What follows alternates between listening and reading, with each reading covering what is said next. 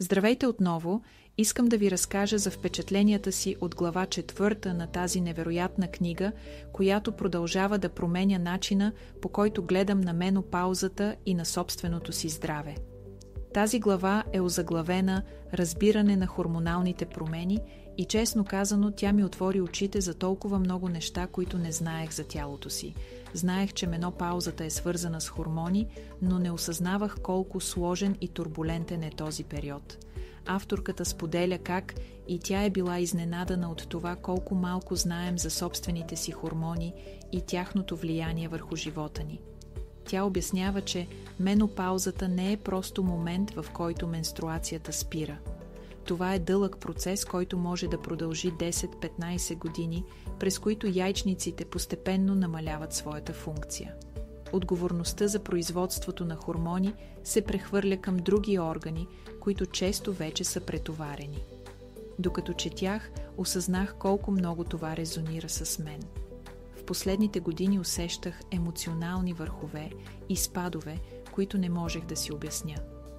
Един ден се чувствах енергична и щастлива, а на следващия – изтощена и раздразнителна.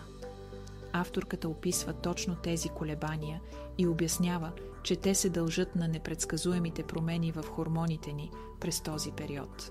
Особено ценно за мен беше разбирането, че хормоните ни не се управляват от един единствен орган, а от цял екип органи – нашата ендокринна система. Тя говори за осите HPA и HPO, които координират различните жлези и хормони в тялото ни. Това ми даде нова перспектива. Вместо да гледам на тялото си като на отделни части, започнах да го виждам като комплексна система, в която всичко е свързано. Авторката подчертава колко е важно да направим себе си приоритет. Това особено ме докосна.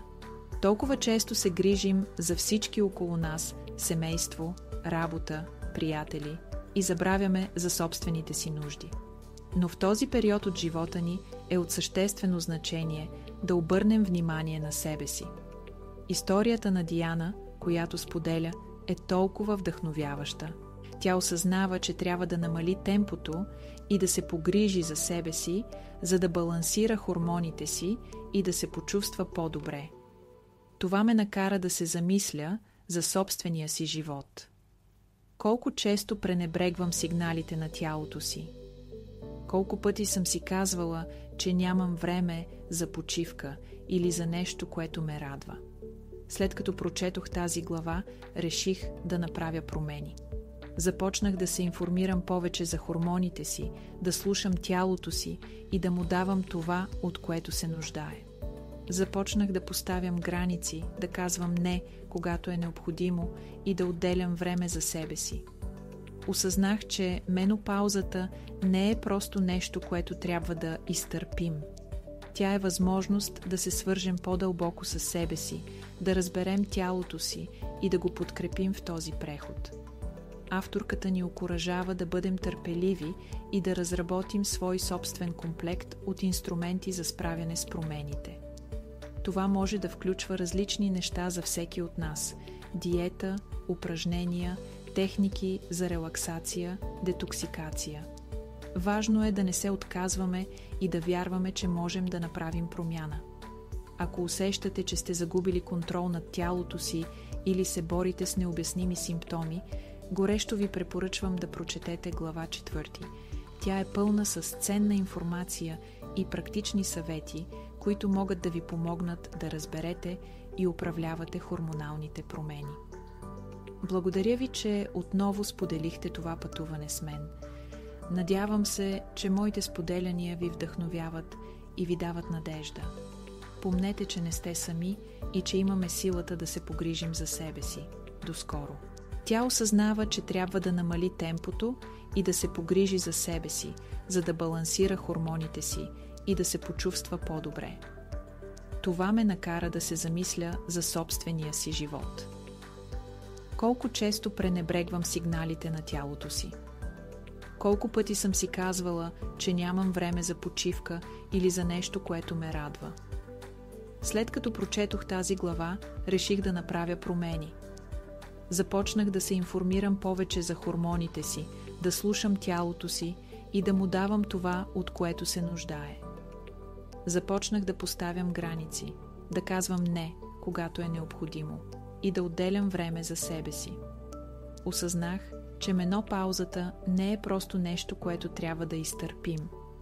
Тя е възможност да се свържем по-дълбоко със себе си, да разберем тялото си и да го подкрепим в този преход.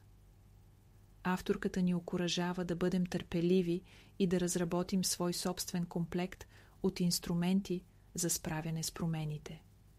Това може да включва различни неща за всеки от нас – диета, упражнения, техники за релаксация, детоксикация.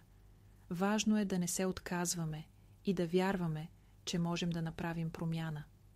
Ако усещате, че сте загубили контрол над тялото си или се борите с необясними симптоми, горещо ви препоръчвам да прочетете глава 4.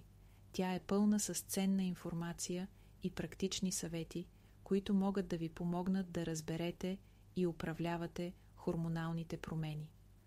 Благодаря ви, че отново споделихте това пътуване с мен. Надявам се, че моите споделяния ви вдъхновяват и ви дават надежда. Помнете, че не сте сами и че имаме силата да се погрижим за себе си. До скоро!